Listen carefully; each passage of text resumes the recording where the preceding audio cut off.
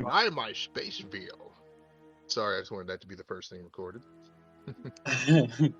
Okay. What is space veal, you ask? Well, we'll find out. Oh, I think this is the game that Zai's allowed to take Mindenshire again. Yep, it is. Okay. So, so it is. I just moved everyone over to the Galactic Politics map on Roll20. I think we have everyone online, correct? Anais is on. Yeah, this is on. I'm not signed into Roll20 yet. Hold on. Okay. And we have Mike, and we have Morgan, and we have Kevin. Okay. So, it feels like it has been 2 calendar months since we last played a game in this setting. I don't know if that's true, but it feels like it. Oh boy. Okay. Well, we need to get this stuff moving. All right. So, we have finished. We finished the last game. By the way, is anyone is anybody going to do some note taking? We don't have to do extensive note taking, just like, I don't know, jot down some names or anything. Didn't we plan to have that that thing that you planned for shards pop up at the beginning of the game? Sure. Yeah, I never really intended that to be used the way that you guys imagined, and I don't know exactly what the best way to do the format that is. But I do think that it would be a useful tool that we should look into. But since not, I think for now it would be beneficial if there is something that is significant to your character or your story that you want to record, I think it should be on the individual to write it down, and then we should all throw in what we have in game notes at the end of the game, and then somebody can go through and put all that shit together. Yep. Yeah, I can dig it. I agree with that. I'm going to have a sticky notepad open and just write down like the names of the NPCs we play and stuff like that. Cool. Yeah, I don't think anybody should expect you to remember a bazillion NPC names. That's ridiculous. Yeah. That's why I was like, if it's important to the person who's saying it, then they should write it down so that they remember it. Okay. So, we have finished our last chapter, which was pretty substantial. So last level, you guys got hired by an Imperial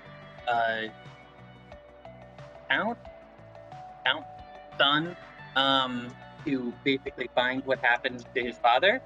And during that investigation, you found a Red Corp laboratory. You found that the boy's father was working for Red Corp, and that everybody at the laboratory had been killed when the experiment that was being worked on there went rogue and killed all the people who had been experimenting with them. You found out that the boy and the experiment, which her name, so Auntie is the network name for them, and she had a human name as well, which I don't remember off the top of my head.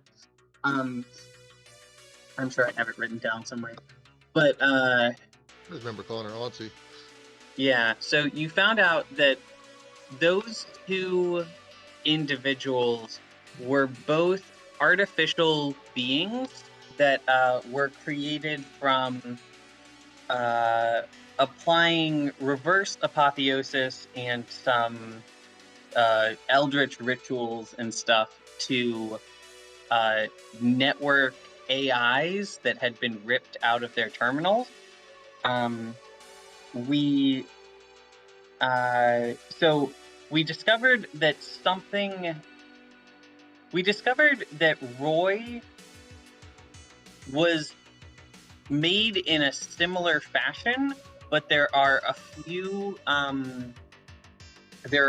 gaps left that indicate that whatever they are is not exactly the same as what Roy is. So there's still some mysteries left to answer there. Evelyn, I'm pretty sure, captured, took the like brain scanning, like the very sophisticated clock scanner that they had there, and teleported it onto the ship for you guys to utilize later. And Roy made off with a very nice super robot at the end of the level. I think Damn. those are all the big details that I can recall. And wasn't this these machines that robot that Esperez's father was in, which Roy has taken? What was their relation to the Primarchs, if anybody recalls? And wasn't it something like the Primarchs each had one of these suits? No, it's so the Primarchs do have their own mechs, which are kind of like an order of magnitude above the suit that you got. But the suit that you got is like an order of magnitude above regular mechs. The suit that you got was built by one of the Primarchs. Gotcha. Okay, that was the relation. Yeah. Yeah. So there are I'm pretty sure something like 21 total of the suits that were piloted by the Emperor and his children. There are like 21 total of them in existence. There's probably about 500 of the kind of mech that you got in existence, but everyone has a name, everyone has a history, and they are all like important holy relics. Gotcha. Essentially. Okay, other thing that was important is Mate. Mate is no longer with the party at the moment. What? Yep. Yep. Yeah, that happened. Should be happening. You went off permanently to like live with the robots? Mate is we don't know where Mate is. So Fuck. you guys found the robot village of network terminals. You met up with Bigsby and Pascal there, who were two of the people that lived there. When you got back from your quest, the town had been ransacked and all of the people were gone. And now there were some very specific details in the way it was ransacked and the investigation you did and what you found. Mike, can you remind us what everyone found? What the party found? No. Quick question. What did they find? I really don't remember. What's your question, Zai? My question was, what was the name of that planet when we were at the Red Corp Tower? Did we have a name for that planet? I know it looked Temera. like Temera. Temera. RA8. Okay. And the thing that you were asking for Mike to recall? We're just calling it the village. The village that the network terminals had set up. You guys found evidence. Okay. You found evidence that a battle had been fought there. There was lots of there were no physical signs of conflict, but there were very obvious signs of digital conflict, digital attacks that had been lobbed in the area. The equivalent of like smelling gun smoke in the air.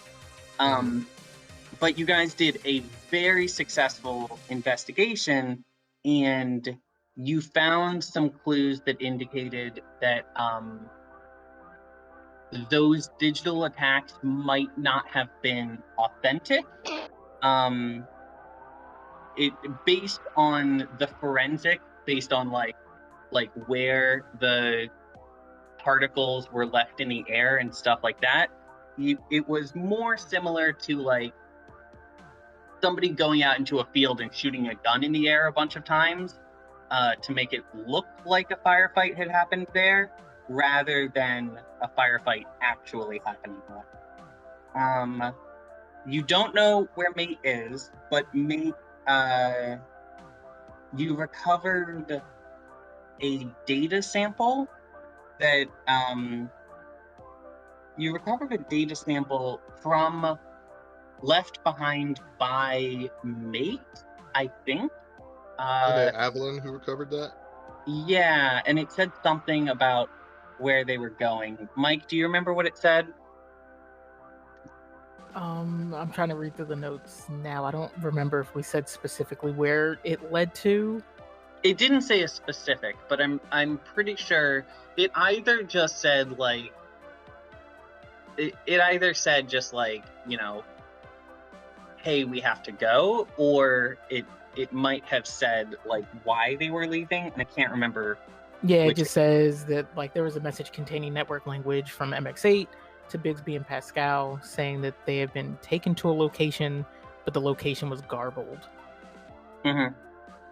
And I'm pretty sure one of the pieces where hacking came into play was that word taken. I'm pretty sure you guys did some extra deciphering on that and extra translation, and you found that it might be more accurate to say we are going here rather than we are being taken here, but you don't know where the location is. All of that's a lot, and we picked a very convoluted game to then wait a long time before picking it up again after. Oh yeah, because didn't the end of that game ended with like Evelyn dragging Samantha onto the bridge and like everyone interrogating her. Yeah, that was pretty intense. And you guys I'm pretty sure I wanted to hurt her at some point. Yeah, you did. And people stopped me for once. And then we got in contact with the Primarch, Celine. Okay. I don't think you got in contact with her yet. I think you scheduled a meeting. Yeah. I think, didn't she like send us something? She some sort of communication or email or... Samantha was a representative of her. Right. That's why I wanted to hurt her. Yeah. Lying asshole. So,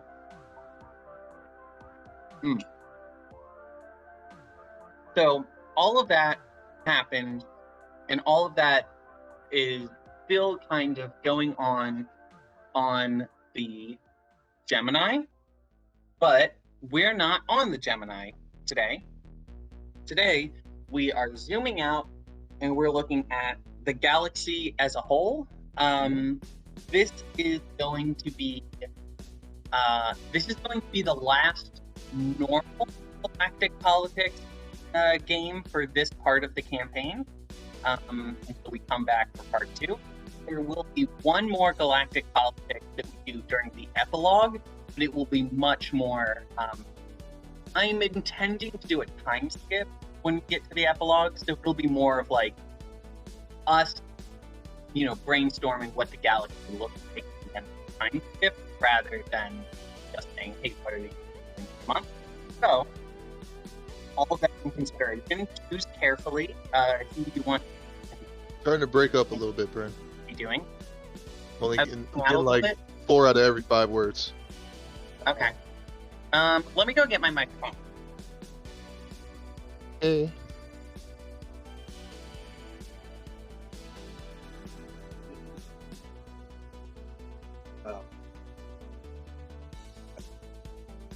Hello, everyone.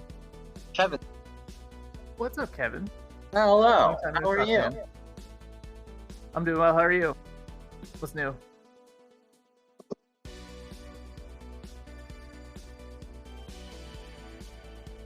Okay. And I am plugging in my microphone now. And I am plugging in my Ethernet now.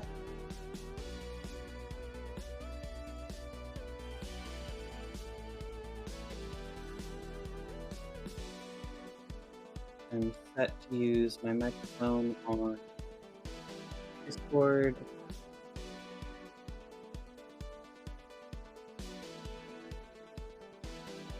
Okay, good. Do I sound better?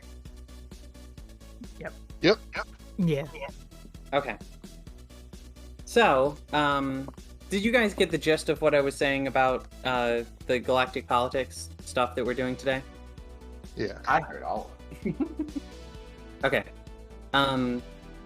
So, if nobody can think of any other orders of business that we need to take care of, I think we can just jump right into it and have somebody pick somebody to control.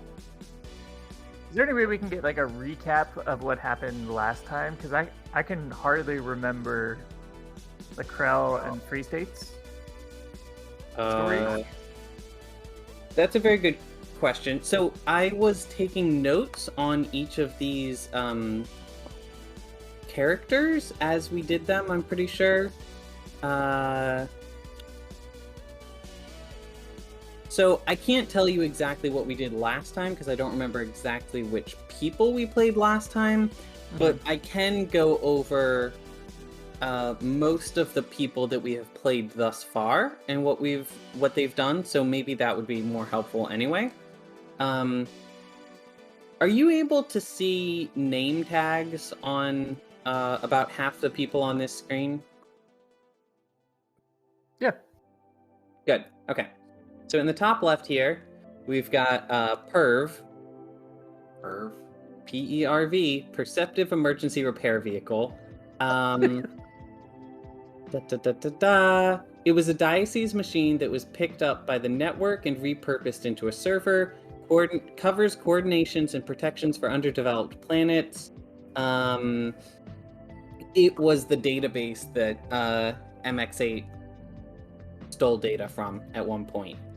I'm trying to remember. I don't think we've done any of the Primarchs yet. Oh.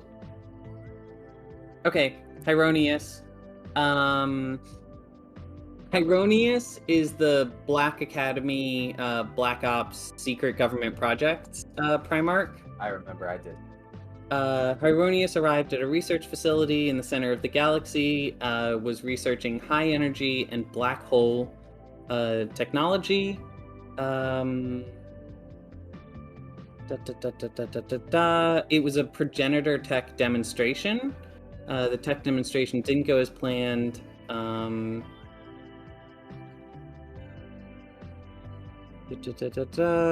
like ate the Hyronius. whole. It ate the station that he was working at got kind of like eaten by the black hole swarm, and he's very upset about it. And he's like, "Don't let any of the other Primarchs know that we failed here." Yep.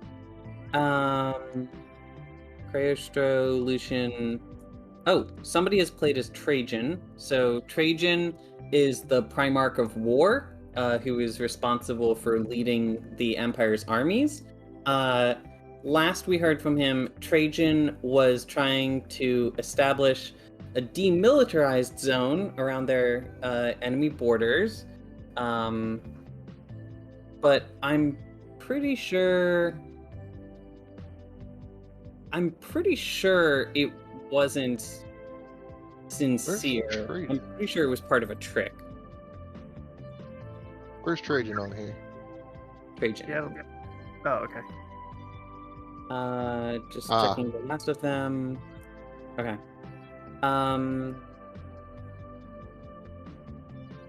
All right, Lord Stevis, classic. Lord Stevis is the Aelfin leader of the Krell armies. He wears a he is fully sleeved, which is extremely rare among Aelfin because it's a huge cultural taboo for them. He plays as a politician, but really he's just like a very savage warlord. His soldiers love him. He has been destroying worlds, capturing their children, and selling their children to Mendenshire.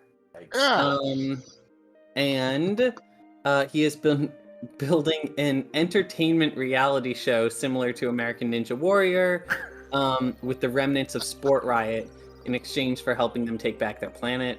This is Stevis, right? Yep, Lord Stevis, big red guy there. All right. I have a story for him. Up here, we've got Vincent Blick. Vincent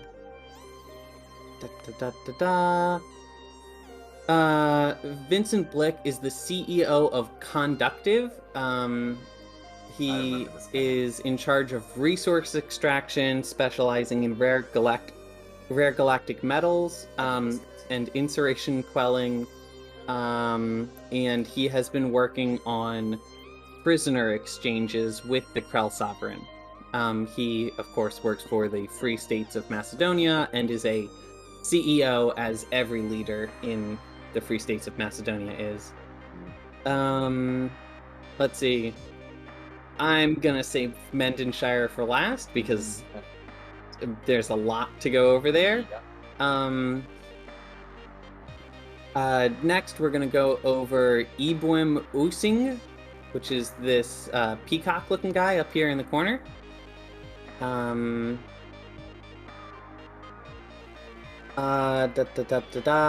okay. So they are the leader of a heretical branch of the diocese. They got very rich selling indulgences and are known for being fairly corrupt. They very much their favored delicacy is eating semi-sentient slugs, and they recently sponsored a new philosopher that supports their heresy. All right, Potentate Darv, this kind of salamander-looking guy here in the Rogue Kingdoms. Potentate Darv. Oh, I didn't write anything down for him. I'm pretty sure I remember him. He is the So he like the king, but not a king. Like yes. So the head Rogue rebel, Kingdoms, the pirate king, kind of. Yeah, the Rogue Kingdoms don't have any formal alliance. It's basically just unclaimed space. Potentate Darv is just a general that many of the Rogue Kingdoms have donated forces to in order to help maintain their independence. All right, next up over here, we've got in the diocese this tiny little lizard, Urfra.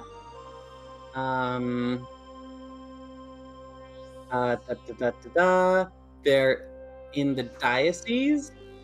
They created Space Zone, a Skype-like software used across the galaxy that has spyware built in. That's how they've been collecting information.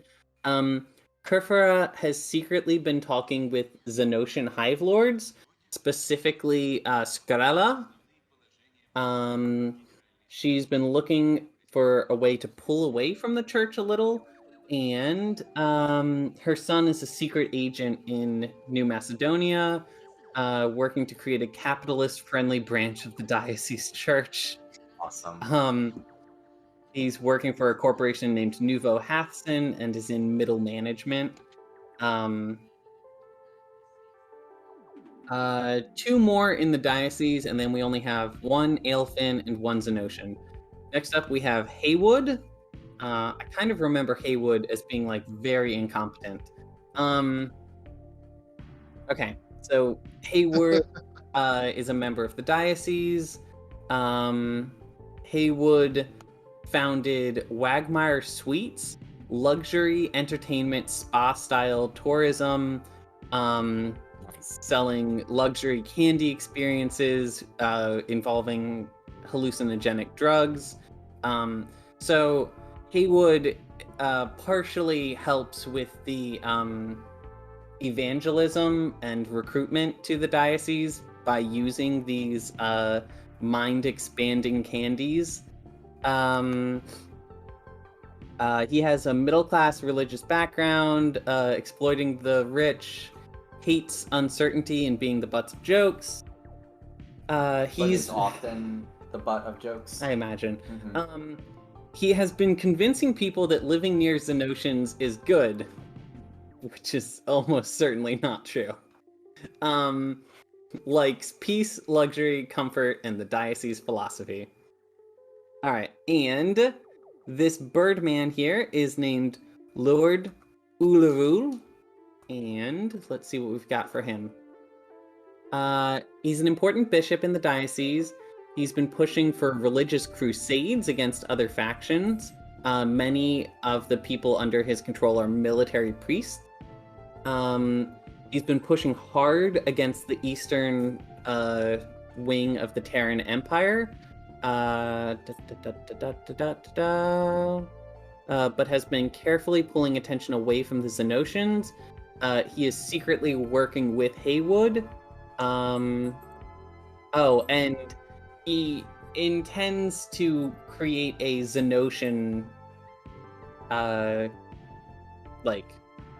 plague, because he believes that the Xenotians are the one's judgment against a wicked universe. I just realized this guy's a piece of shit.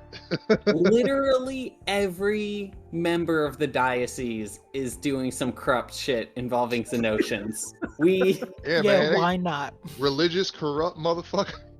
but the thing is, I was like, pretty much everybody on this board is like corrupt in some way. It's weird that they're all corrupt in the same way. All right.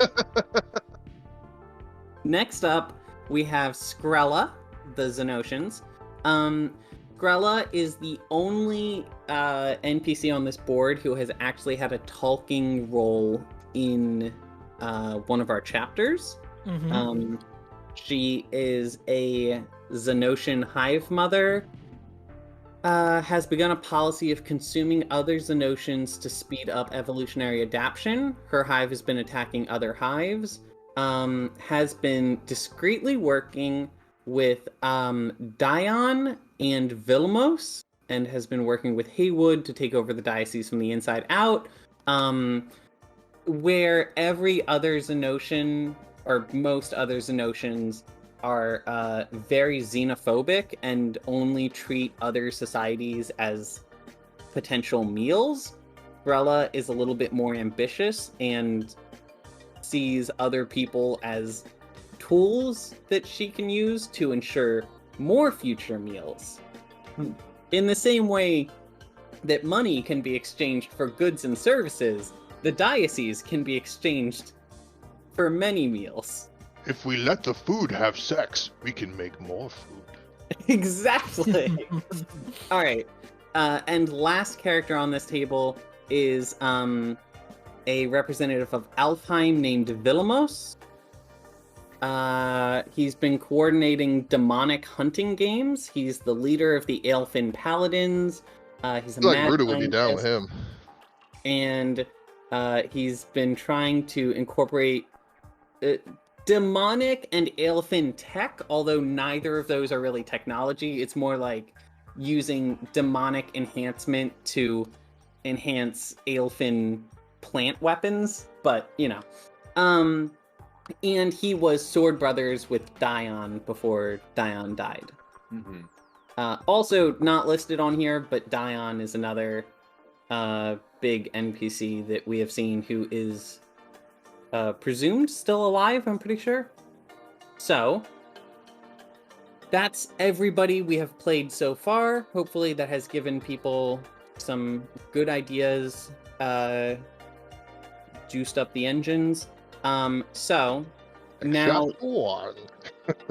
you can pick any character on the board. So you can pick anybody that has been played previously or anybody that has not been played previously and try to make up a character for them. It's your call. Who wants to go first? I've got a juicy one for Krell Sovereign. Okay. So the plot thickens in Krell Sovereign. That little lion, tiger looking guy all the way to the right. His name is Smarsh. All right. Lord Steven's right-hand cat. Smarsh. Okay, give me a second. I'm making a page for him so I can write this down. This guy? Marsh. Is this Smarsh? Mhm. That's Smarsh. He was genetically engineered. He was not naturally born. He was genetically engineered. Ooh. Okay.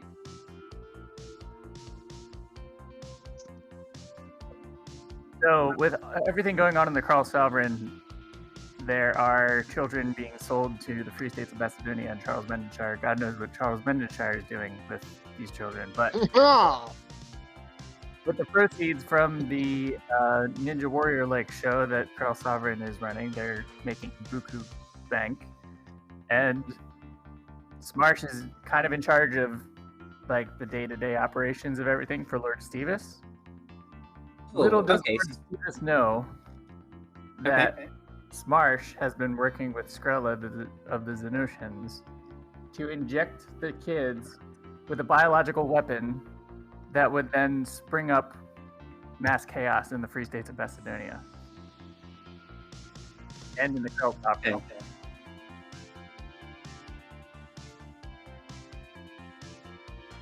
So Lord Stevis is double playing Charles Mendenshire, but Smarsh is double playing Lord Stevis.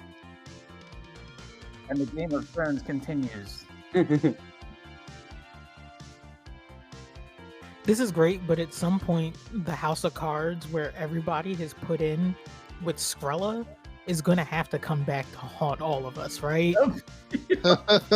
Like, at this point, Skrella has, like, fingers in every pie on this map, except for with the network. Yeah, it's great.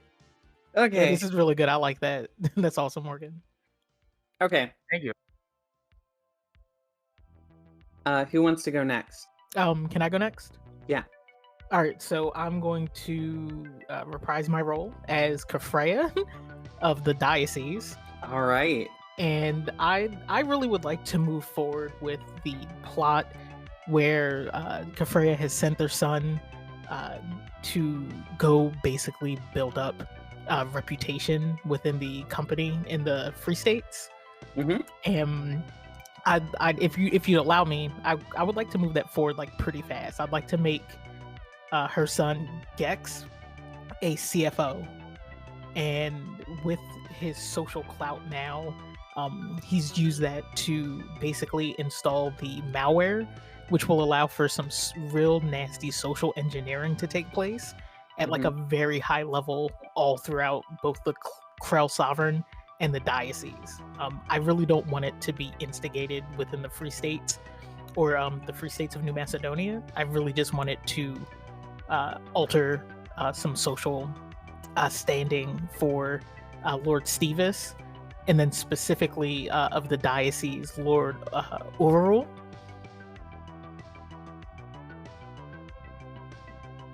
What was that, my son? You spoke of Lord Uluru. Yes. Right now, you have a lot of power within your sector of the Diocese. And what As it should be, yes. I'm hoping to do now is to use all of the social clout that you've built up all throughout your portion of the Diocese to basically have everyone be sent out a whatever we're going to call space TikTok of Great.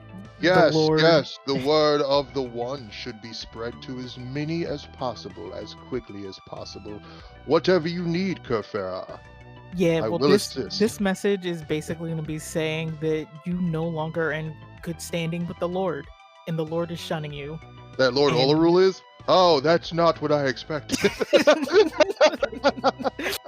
Yeah, I'm gonna use the social clout that we built up throughout the Free States to have them move into a coup against the Lord, and basically move him out of that space and let Kafreya kind of eat that space up. So, I want to just really dig into what's happening here. Your evil plan was to become a TikTok influencer who was so powerful that you could weaponize your army of followers to lead a coup against another politician. Yes. I've been Zuckerberged. Yes. Basically, you allowed for our technicians to come into your space freely and install these apps into all of your patrons' phones. And you were hoping that this was going to be something that would allow you to impress your vision and your thought all across your part of the diocese. But all it did was basically help us turn all of your patrons against you. Yeah, so Uluru was like, I'll meet your Zuckerberg with a Xi Jinping. So they just went on like a severe level of repression and government control in the diocese over social media, over political thought and education. But as it will probably happen in a few years, it's backfired and it's not working out as well as they wanted to. But go on, Mike. Yeah, I think ultimately by doing this, it's basically put this big spotlight on a part of the process that the current diocese has been sorely lacking in. And by using the social engineering in the way that what they thought they were going to get out of it, which was, hey, we're going to spread the word of the Lord here. And instead what they got was a big fat bullet to the back of the head. I kind of metaphorically, right? Yeah, this is definitely metaphorically. Like, this is just basically taking all of the social clout that the Lord has built up in his favor or their favor, and that is basically going to have moving it to Kafreya. Yes, domino effect, because there are other people, namely Hello, who are involved with Uluru. Yeah, which is why I said specifically this hasn't moved out into the Free States yet. I wanted this to happen in the Krell Sovereign because I don't want this malicious attack to be backed to the Free States. I really want this to be pinged back to the Krell Sovereign as if they were the one who made the attack against the diocese. So attempting to drive a wedge between those in the Free States who work with the Krell.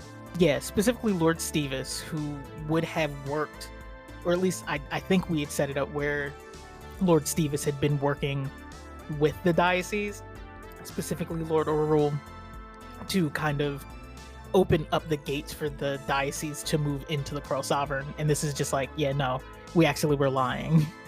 Hey, Russ, I received only 3 million children this cycle. I require 10. Well, the rest of my children. What is this I hear about the diocese having rebellion and not supplying them anymore?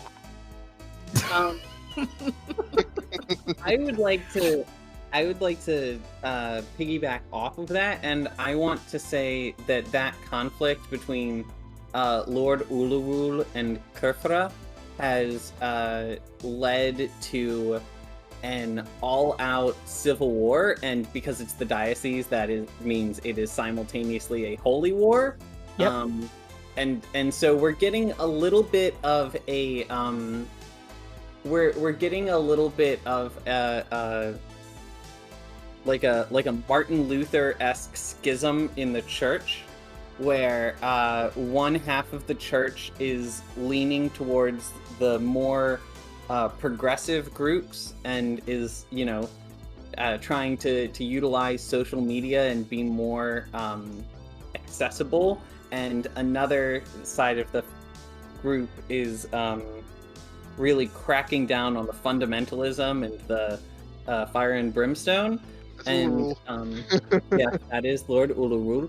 And so we're starting to see a breakdown between the fundamentalist diocese and the progressive diocese.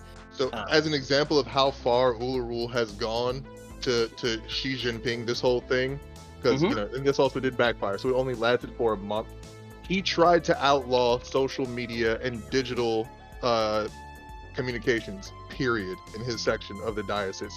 In a space age, he tried to replace all communications with books, with paper books. It did there not were work at whole all. worlds that were depopulated of their entire forests and their whole fucking ecosphere because this dude tried to make everybody in a fucking quadrant of the galaxy read paper books. It lasted for a month.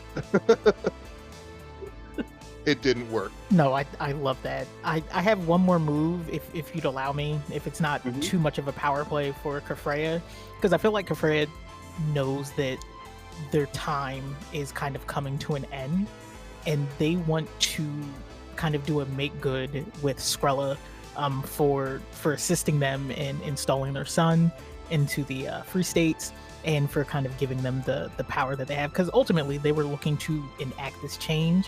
And whether or not they do it themselves or someone else in their name does it, it's fine. I think the ball's rolling and it can't be stopped. So I think as a make good for Skrella, Kafreya is going to kidnap Haywood's child. I want to say it's Haywood's daughter, but I don't know if they if they have sex. So maybe. No, Kafreya's not having sex with a child. I just mean I don't know if the child is. No, is that's a very good gendered. question. Are slugs hermaphroditic? Yes. Sure. Why we're not? Gonna, we're gonna say yes. They're slugs. Yeah, they're slugs. So Kafreya just kidnaps Haywood's child. The answer is yes. Yes. and they're gonna use them. They're gonna give them to Skrella so that they can keep a basically a hook in their back pocket to get control over the slug market and the use of the slugs. So Was I correct that Haywood is the slug one? I was. Okay. Yes. Haywood's definitely the slug one. Okay. I just imagine that Wonderful. Russian dude talking in the music background is like Ularul and Kafera, like trying to argue with people on like space-based transmissions or whatever. Mhm. It was good Yeah, shit. it's like it went through like 3-way stations, and it's like, yeah, no, it's not working out. We're not gonna back down. So And I that think- was wild. Yeah, Kafreya is going to personally deliver, because Kafreya has been kind of like held up in their like manse, but Kafreya wants to personally deliver the child to Skrella. So Kafreya is going to leave their area of the diocese kind of open after this game. Okay. Fascinating. All right. Who wants to go next? I will. All right. And I actually, fire up too. I'm going to be doing both Lord Ularul and Mendenshire. Great. Okay. So Okay. I've already written down all the Lord Ularul stuff about the social media crackdown and the prohibiting digital communication and stuff. Yeah, so Lord Ularul tried to do that. And as I said, that lasted for all of a month, was very unsuccessful. He and the conservative side of the diocese have found that they're losing influence massively. So they've started to go into a scramble, and I feel like Lord Ularul would be reaching out even more to the Xenocians to try to shore up some kind of a fast reaction military force of Xenocians that can just start hitting at random places and make it look like there is chaos going on being caused by Xenocians that can only be resolved. He's generating an emergency so that he can Yes. step in and fix the emergency. Yes, he's trying to create a crisis.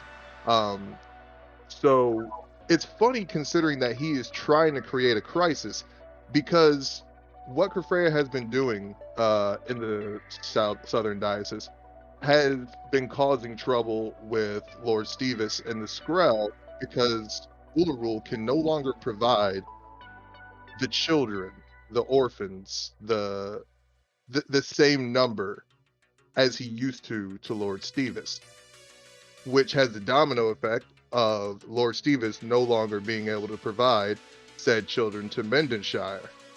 And that pisses me the fuck off. I've been working my ass off for the past 50 years in this galaxy trying to turn muck into buildings, and now I can't get the bricks to do it. So Mindenshire has, instead, while he's still ruling the children and using them to act as assassins for everybody in the galaxy, he is also taking the rejects, those he couldn't hollow out to a satisfiable degree, and turning them into something that is being sold back to the diocese. Due to the ecological catastrophe that was caused by Lord Ularul's decimation of forest lands across several planets, there's also a food shortage. And I will step in to make up the slack. He's selling them back their own children as food. Oh, gross. But no one knows that's what it is. I've come up with new technology with Red Corp that allows us to create protein and food matter from the most space-void of substances. We will sell it to the people of the diocese at a lowered price than what is sold across the rest of the galaxy. So that's part of what he's doing in reaction to the other stuff. On the other hand, he has also been getting a lot of reports about the activities of some group of up-and-coming mercenaries that is just, they're a thorn in the side of me and my partners at Red Corp. Yeah, I actually have the most recent note on him is that he's very angry at the party for messing up his operation in Sport Riot. So I imagine between that and their recent activities. Yeah, so he's also sending communications, falsified communications across the diocese and the Krell Sovereign. And the Terran Empire, actually. Everywhere except for the rogue kingdoms. Trying to employ groups of mercenaries to hunt this group of mercenaries. So it's not coming directly from him. So what I'm saying is when we are taking a job in our normal game, we may very well be working for Mindenshire and not know it. That's wonderful. So yeah, he's not like sending out people to straight out hunt us because that would be too easy. But he is setting up false quests and false jobs to try to basically pinpoint our location. Oh, okay, interesting. Has he been doing that for longer without knowing that he's been affecting our work? Like, let's say, has he been in charge of getting us work since, like... I would think that somebody like him would have done something like that previously. In fact, there is somebody who we've worked with very recently who was an agent of his. Yakamaru? Yep. Okay. But he started to do it a lot more now. Okay. Like, we've got the Eye of Sauron on us. He's looking for us. It's much more overt. He knows we have the ring. Yeah, and it's almost unsettling because Mindenshire isn't known in the galaxy as like some, at least not to the common people, as like some bloodthirsty master of assassins. He's a pillar of business. He's a guy that's selling cheap food to the various nations, even though they may be at odds with each other. He's somebody who has basically like a Make-A-Wish Foundation and takes care of kids.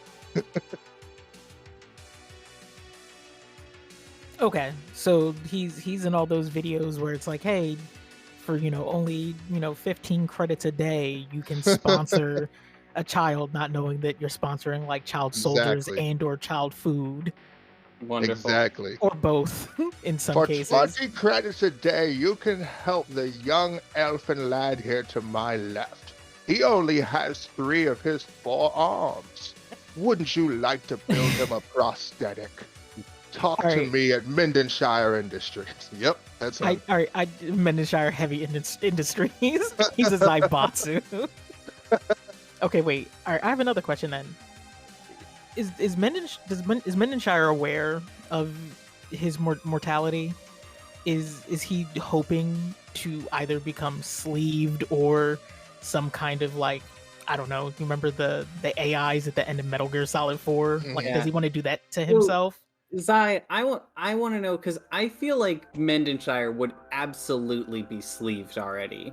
Yeah, I mean, when I think of somebody who's on the level of the level of evil that Mindenshire is, I think of if you've seen Altered Carbon, Takeshi Kovacs's Mhm. sister. Yeah. Okay. So Does he hate that he's sleeved? he's multi-sleeved. He's got copies on copies on copies of himself. No, I mean though, like, does he disapprove of the fact that he has to be sleeved to get his work done, or is he fine with the notion No. of being sleeved? Mindenshire doesn't disapprove of anything that Mindenshire does. Okay, cool. Noted. Any I'm writing means that down. any an means to elegant the end. Yeah. Any means to the end is okay for him. And simply by the fact that he's doing it means that it's good. Mm-hmm. So there's a thing that in the game that I used as the like original source material that I built out into Spacefair, they talked about you can do apotheosis to make yourself augmented or sleeved, and then once you've become sleeved and you are a like purely digital mind, it is possible to copy your mind, but very few people do it because it I'm pretty sure they said in the rule book that like it results in one of the copies murdering the other like 4 times. Yeah, you run but into I the Blue imagine- Twins crisis in Invincible. Yeah, it's fully illegal in like, you know, not in the Free States, but definitely in the Empire. Yeah. There's I only one imagine- Mindenshire operating at any given time. I imagine that Mendenshire has a lot of like very interesting kinds of like backups to his sleeves that other people wouldn't think of. I feel like he backs it up every single week and then puts it on ice. And then if he doesn't need the backup, like chokes it to death with his bare hands and makes another Prestige! copy. Yeah, it's the prestige. Oh, awful. Okay. There is nothing wrong with that. That's fantastic. I love it. But I like Yeah. to think that Mendenshire has a lot of like a lot of backups that because everybody has digital backups. I like to think that Mendenshire, you know, he doesn't trust just the digital backups alone, so he has like alternative unique backups that nobody else has thought of. He has fucking like backups of his intelligence that he's coded into the DNA sequence of like An Yeah, entire children species. of an entire Mindenshire has biological backups. Like that's yeah. part of Mindenshire found the only silicon-based life in the galaxy and used it to make a backup of himself. I love that Zyme. Wait, have you been reading parts of Mindenshire's backstory or something? I love the idea of biological backups because in most societies, a biological backup is called a baby. Yep. Okay, that's very good. Is it my turn? Yeah, you or Aeneas. Do you have somebody in mind? Yes. I like this guy Okay. far into the diocese. Mhm. Okay. His name is he has 2 names. Okay. His first name is and So this thing has a name generator, and the name it generated for him was Muku Udugu. Yeah, let's go with that. That is the name he uses when he's in Diocese territory. Okay. But he is the emissary to a monastic order that has left the galaxy. So, like, if you think about the galaxy as like, there's not really like an end to the galaxy. It's just like as you go farther away from it, there's less and less and less stars. There is an order of like a monastic order in the diocese that left the diocese to like a singular lone like solar system in like the middle of like the galactic void, right? And this monastic order is like really morphed from the diocese. It's like Mormonism to Christianity, like clearly one from the other, but like so fundamentally different. And they only see like one member of this monastic order travel back to diocese territory like once every like 5 years. And it's only to collect supplies.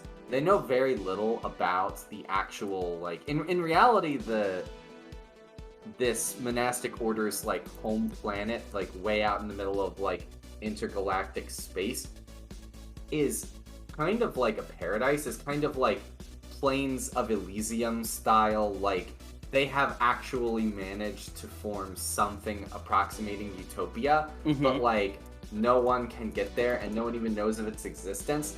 And they are so vicious to protect it that like he has like a cyanide capsule pill ready to go at any moment if somebody tries to like find out how to get it, right?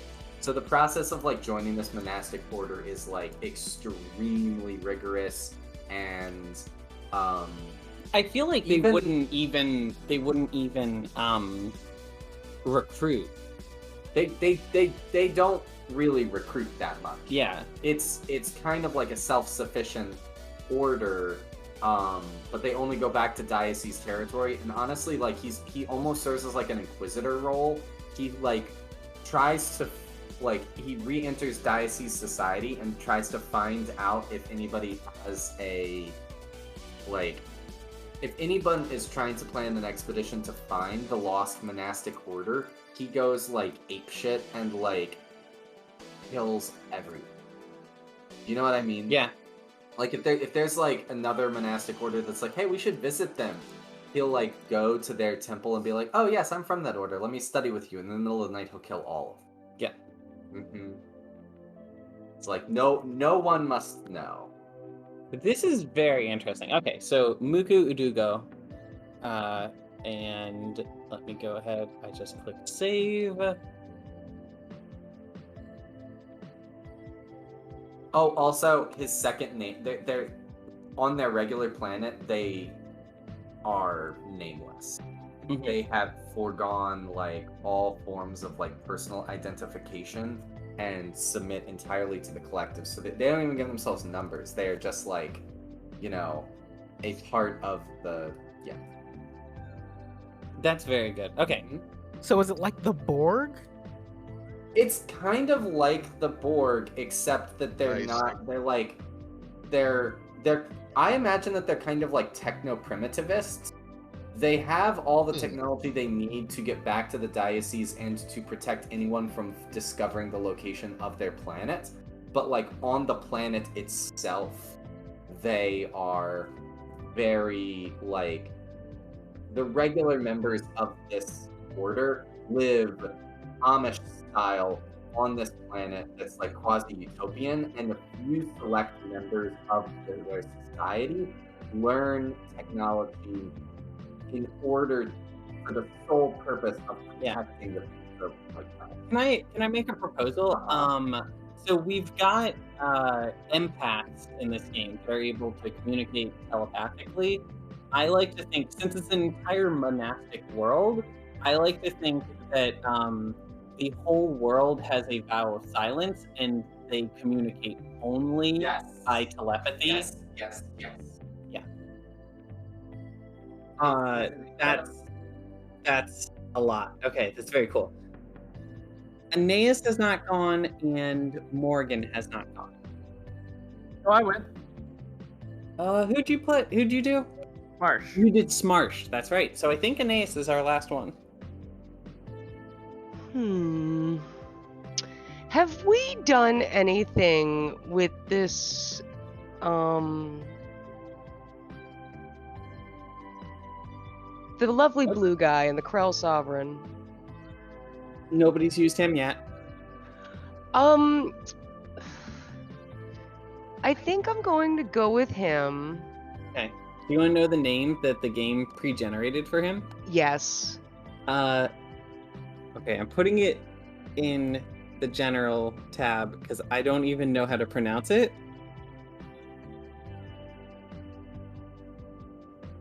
Sakikli Gra? I love that. We're keeping that. Okay. Sakiti Grohl. So, Better to Sakikli, oh, this is Krell Sovereign too, so this is good. You gotta be some kind of Scion, right? Some kind of Psionics user. Yeah. Basically, I've been playing around with this idea all game and I still haven't found the best way to put it. But basically, the angle that this guy runs by is like even though he's part of the Krell Sovereign, he kind of has a reputation as being like one of the more lax Krell Sovereign. Like, instead of just being a straight up conqueror, like, he operates under the guise of like, no, I come in and fix problems and I try not to be like a super douche about it. In reality, what this guy does is he just sends like contacts out to planets that he wants to take, and he just has those contacts infect a planet with this like proto molecule that he's been synthesizing himself, and it just makes the planet start dying. And then he shows up, you know, when the planet starts getting to a point where it's just like, oh no, this is really a problem. And he shows up like, don't worry guys, I'll take care of it. And he doesn't actually take care of it. He just, you know, speeds it up, makes it go faster, and then he gets the planets, you know, that's what he does. So, proposal. Since we already know that he's some kind of mystic, I think instead of like a virus thing, I think he sends people in to intentionally trigger demonic outbreaks. And demonic outbreaks tend to scale exponentially the same way that Xenocian outbreaks do. So he sends like, you know, one powerful spellcaster down to a planet and have them go and summon a few, like, I don't know, succubuses or something on every continent, and then those demons like brainwash and create more cultists who summon more demons, and soon the entire world just looks like a screenshot from Doom. Yeah. Yeah? And then maybe his people, maybe when he wants to take the planet back, he sends in people who are like demon exterminators to clean up the planet after the demons have done his dirty work for him.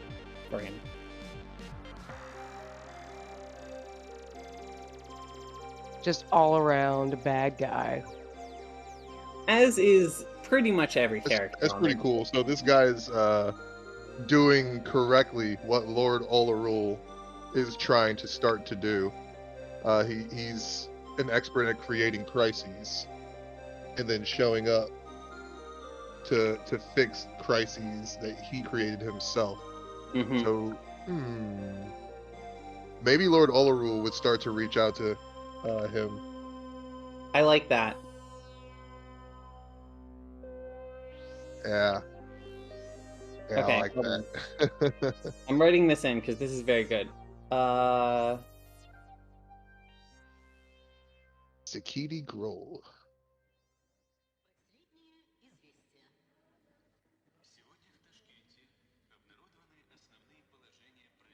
Everybody's mad at Stevis. Good reason. Fucking dick. Yeah. Okay.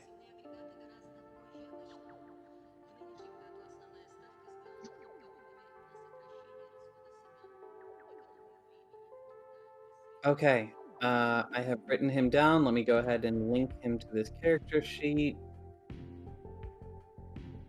so that I don't forget. Okay. So that is it for Galactic Politics. Next up is going to be next up we're going to do some interludes back on the Gemini. I'm moving us back to the Gemini. Kevin has to leave by 4:15, so we should probably start with Kevin's interlude, and then we'll do and then we'll see, whether we can get all of them done by then or whatever. I need to walk around for a minute to clear my head, but everyone on the call, start brainstorming what kind of stuff you would want to do with your interlude. Okay. Oh, okay. Can I? I don't want to go to a side chat for this. I think it's very straightforward, but I don't have an interlude for Mate this game, right? Do I just have one for Bixby and Pascal? Yeah, or if you want, you could pick an NPC and just like tell a story that's happening somewhere on the ship. Oh, I would like that. Yeah, I think I'm gonna do that. Okay. Start thinking about what you want to do. I'll be back in 5 minutes or less. All right, cool beans. Word. Zai, you put some really cool music in the soundtrack stuff, which I've been playing today. Yeah, I just want to say Soviet this Wave has stuff. been very tops. It reminds me, there's a game that got announced like years ago, but just got like a really big push at the last E3, and it's basically like what do you call it? It's like BioShock, but it takes place in the like former Soviet Union, but it's like a first person RPG. Gosh, I gotta remember the name of it because it looks so cool. What, Metro? No, not Metro. Metro looks cool as hell. Like the new Metro looks really good, but no, it's this other game. It's basically like a first person RPG with like stats and all kinds of stuff, but it takes place in like a future version of what would have been the Soviet Union. Give me a second. I really got to find the name of this game because I think this would be right up your alley. Oh. And like listening to the music, like I was writing to it the other day, and it was just really making me think like, damn, I would really like to do something with a setting like this with some like this music is really dope. So thank you for sharing that. Hell yeah. Let me check it out. Oh, I'm pretty sure I put it on my Steam list. Give me 2 seconds. Let me check and see what it's called. Okay. Also, is anyone interested in getting that portable Steam device or no? I looked at it, and if I was, because I have a Switch Lite, right? If I went back in time and that was available when I bought my Switch Lite, I would think about it. Because it's basically just my Switch Lite, except it has access to all my Steam games. And it's like kind of its own computer, right? The fact that it's basically a computer is legitimately kind of cool. But, like, the price tag, I would basically just have two devices that look like a Switch Lite, right? Okay, and you're kind of like, you can't justify getting the other one? I can't justify getting the other one, yeah. If when my Switch Lite, in like years down the line, when my Switch Lite is no longer like viable anymore, I would consider buying the next gen of that, but not right now. Okay. That's very understandable. I watched that trailer, and then I watched the like IGN breakdown of it and kind of was like looking at it, and I'm like, damn, I know Nintendo has to be sitting there going like, well, we announced the one that has the OLED screen. Yeah. It's just like, looking at the specs of every of the two, Nintendo keeps their ecosystem like completely separate, which is kind of sucks. but I like some of the stuff that Nintendo has, so I don't know. Yeah. Yeah. It really turns into one of those things of I told Courtney the other day that I'm like, damn, there's no use in getting the Steam device, just because like I already have a Switch, and like I can use my iPad to, you know, mirror into Steam if I really need to play Loop Hero while I'm laying in bed. Right. It looks cool as hell, and like basically you would just use it to sideload like emulators or something. Like, hey, I want to play Portable Earthbound. Like that's because Nintendo won't give me the ability to do that on the Switch. Oh, so I didn't that's think about that. You just load an emulator onto the Steam OS system, and yeah. like... I would just put RetroArch right on it, and then it's just then I'll play Final Fantasy Tactics, and I don't know, like Spider-Man 2. Yeah, I don't have a tablet, which is what I would. My current laptop really sucks, and when my current laptop dies, I would actually consider getting that Switch device, or that's a Switch. I would consider getting the Steam device as a legitimate laptop, and then having like a mouse or something that would go with it. But I don't know, not right now. Yeah, I think the biggest problem with me for the like Switch announcement and then like immediately seeing the Steam link or Steam device announcement is just like, all right, cool. Well, it looks like Valve at least had a very big idea with like what they wanted to do, like setting those price points, and they looked at the Switch OLED and they're like, oh, for real, y'all gonna charge $350 for that? Because I'm thinking that they were probably gonna come in at a higher price point and decided to lower it so that people are thinking like, well, for $50 more, I could just get this and play like all my Steam games. So like, hey, now I can play Hades and all. Like I have all these games that I got from all these Humble Bundles just sitting in my Steam library that I never play, that I would probably be more inclined to install and play if like, hey, I could just randomly pull this, you know, this 7-inch screen out of my pocket and play it the same way that I kind of do with my Switch now. Yeah, because I think that there are games that I enjoy a lot more on the Switch Lite platform than I do on mouse and keyboard, or even sitting in front of my computer with like a controller. So it's cool, and I'm not so excited about it. I'm gonna buy it immediately. Yeah, that's kind of where I think I'm at with it. And it's sad because I'm already getting the what do they call it, like the FOMO from not getting the OLED Switch, because I saw the links go up and I'm like, I'm not gonna buy that shit. And then I saw that they were all sold out, and I'm like, damn, I really wanted one of those. Yeah. So they know how to do it to me, where I'm like, oh, I saw it because I've been playing a lot of Stardew Valley recently, and I'm like, damn, what if I had like a whole extra inch of screen? Nicole gave you a thumbs up when you said Stardew Valley. I fell off of Stardew Valley real hard because they didn't have the co-op on the Switch version about a year ago when I bought it. And I'm like, oh, they finally added it in. And like me and Court, we've been playing a bunch of it. And I'm like, oh no, I just really like being on this farm. And like, I need another hour so that I can get these damn melons. And like, there's not enough time in the day. And why the fuck do you go to sleep at 2? I don't go to sleep at 2. It's 5 o'clock right now and I'm playing this game. So. Right. Oh my God. We can get back to the game in one quick second. Yeah, but, sorry. No. When I looked at the specs on the Steam, like what is it, the Link? I don't know what it's called. But I looked at the specs on it, and the hardware that the Switch uses is kind of like older processors now, but the processor and like it's like a decent. It's comparable to some laptops, and you know, for what is it? The price point's like $400-$500. Yeah. That's like a reasonably priced laptop. So if this laptop like dies, I would legitimately consider buying that Switch device as a laptop. Yeah, and you can just hook it up via the output to any kind of monitor. Right. It basically just is like, hey, this is a pretty like low powered laptop, but it'll play the stuff that you needed. Like they're talking about, hey, you could play Red Dead on this, and I'm like, well, I don't have any other portable that plays Red Dead. Not that I've been thinking about it, but just thinking about the idea of something like the scope of like The Witcher or Red Dead, in your hand that doesn't have to like give up any kind of real graphical fidelity. Like $400 is a really snazzy price point. I think the thing that scares me about that is they're talking about like, hey, pre-orders are live now. We're gonna ship these in December, and I don't believe them because there is such a like what manufacturer are they working with to get any of those chips now? Like I don't who is shipping this thing in December? Like the chip shortage. I'm sorry.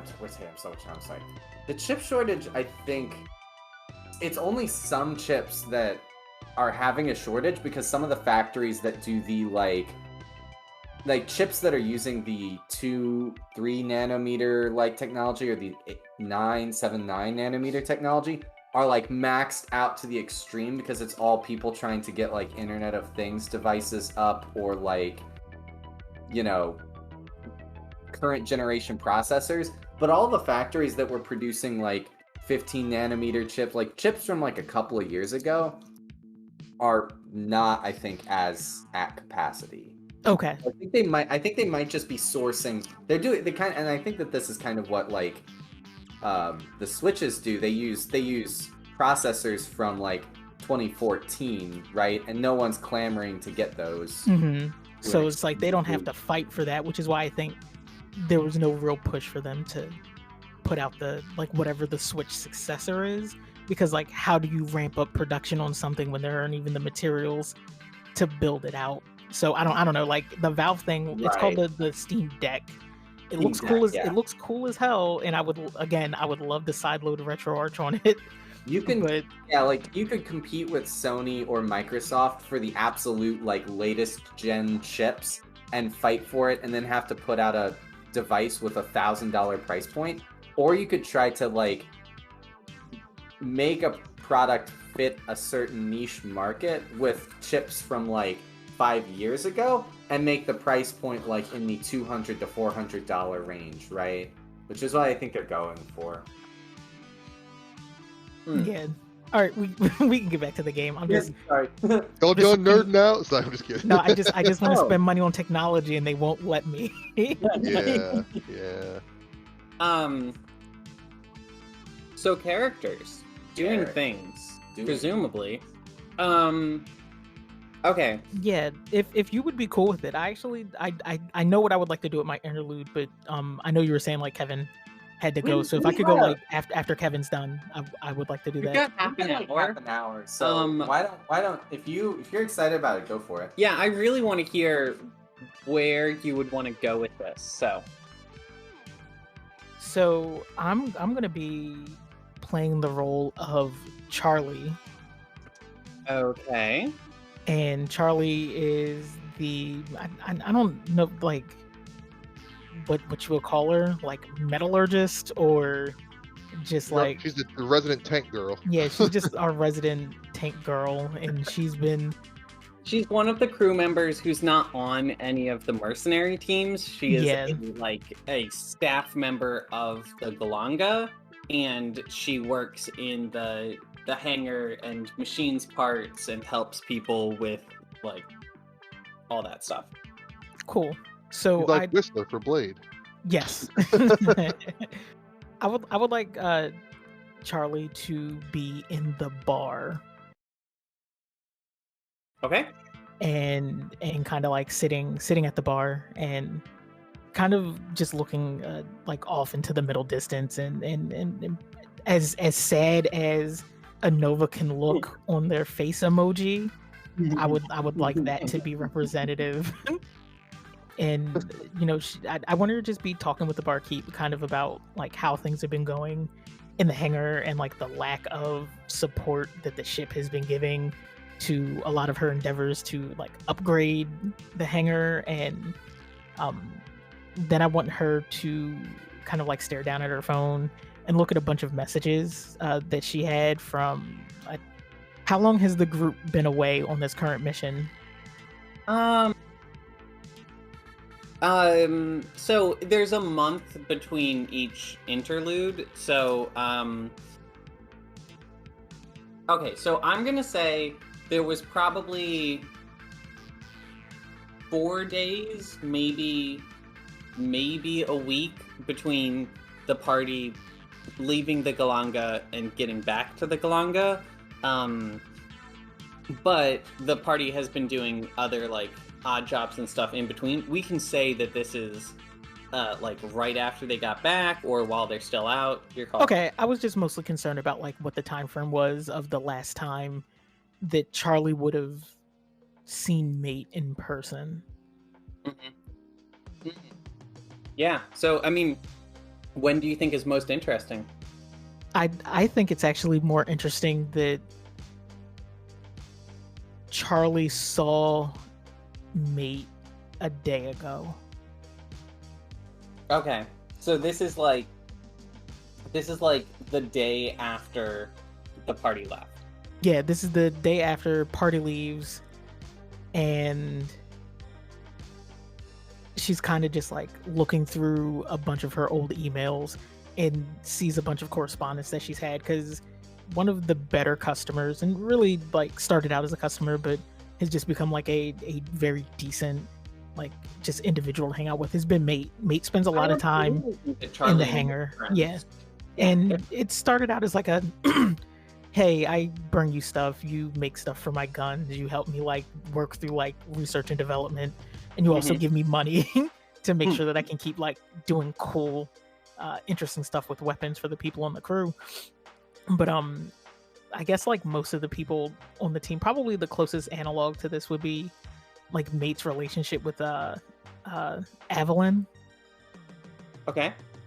And how they, you know, correspond via email, and like just the back and forth that they had built up. Like it's been a pretty decent rapport that Mate's built up with Charlie, and Charlie's been pretty miffed because Mate's gone like incommunicado, and there's been no precedent for Mate not sending an update, even if it's just like a forwarding, like one of those like, hey, you can come to this hotel and, you know, the Glorgus quadrant, and we're going to give you 15,000 credits for you to stay at the hotel over 3 days. Like nothing has come through, and it's been a little concerning. Mate usually maintains some amount of contact with like all of their friends when they're on missions. Yeah, just to be like, hey, here's a nice little hello, just thinking about you. Hey, I saw this trinket, like sending like pictures via text, but like no text. That's just so like, hey, here's a wholesome. picture of a rock. I thought you might like this. Yeah. But hasn't seen anything. So I want to say Charlie's been hanging out in the bar more frequently since not hearing back from Mate, and is worried that like, I don't know, is there a thing where like Nova are not really good at expressing themselves? I'm mostly asking this to Mel / Kevin. Yeah. I think that varies like from Nova to Nova, right? I mean, I think that they like it's a learned skill for all Nova. So to the extent to which they're able to learn the skill, it like some are great and some are good at it but are kind of like, you can tell they're like trying too hard, and then some aren't trying hard enough, and you're like, okay, that's like, some are like, it's like Data from Star Trek. Okay. And I also think that Nova's social skills and like emotional communication with other Nova is completely different than with organic beings. Yes. Yeah. Yes. Because Okay. they feel like emotions, and there's certain emotions that they like can empathize with, but then there's other emotions that they can't. And they have some emotions that humans don't have, such as sun-starved and... Well, actually, I was going to say that sun-starved is one they can empathize more with, because it's like, oh, that's just hunger. That's just hunger. That's just hunger. I got it, right? But So like, one emotion is the emotion you feel when you're spinning blissfully through the emptiness of space. No human will ever know that. no human will ever know that, yes. Sure. Okay, I have one follow-up. Can Nova cry? Can Nova physically, or Can like... they physically eject some kind of Okay. thing from themselves that is like the equivalent of like an organic cry? We know that anything that like all parts of a Nova's body has the potential to bud into another Nova. So if a Nova cuts off their finger, that can bud into another Nova. Yeah. So I imagine that their bodies would be designed not to expel anything unintentionally. Yeah. But what I'm imagining, instead of dropping like pieces of Nova goop out of their eyes, is they're beings of light. I like to imagine that they just get like, maybe they just like leak light in a certain frequency when they're sad or something Just like get dimmer. They get Get dimmer. I- Yeah, that fits. I think that's. I don't think they fit crying. No, but I think they can. Yeah. You know what I think is like all the way, like, so there are humans, there's like human expression when they're sad, and then there's crying, which is kind of like a very active display of being sad. I like to think that the extreme display of Nova sadness is their brightness flickering, like a light bulb that has a loose connection. Yeah. Okay, so then yeah, I would say Charlie's here and is kind of strobing out, having a hard time kind of adjusting to losing, I guess, what would be like the closest approximation of a friend that she's met. Because Mate is usually very good about keeping in contact and even like providing like little updates about like some R&D projects that they'd been working on, or providing access to the the network space, like because Mate changes that password every day. so like people need to get the network password, and if Mate doesn't send it out, people can't connect to the Wi-Fi. I know we're still like waiting for this scene to actually start, but I have one last question. It's very important. Mate emails Charlie pretty constantly, even when they're on a mission. How often does Charlie reply or email Mate? Charlie used to reply about like once a week, because Charlie was very caught up in the work that they were doing, so checking email was never a top priority. Mate kind of set a very specific cadence for them when it came to checking email and email checking etiquette. So like if Mate sends a like high alert email, Charlie knows that that's something that can be ignored and doesn't need to be checked. But like Charlie started to match Mate in the need to send out emails almost immediately when they come in. So okay.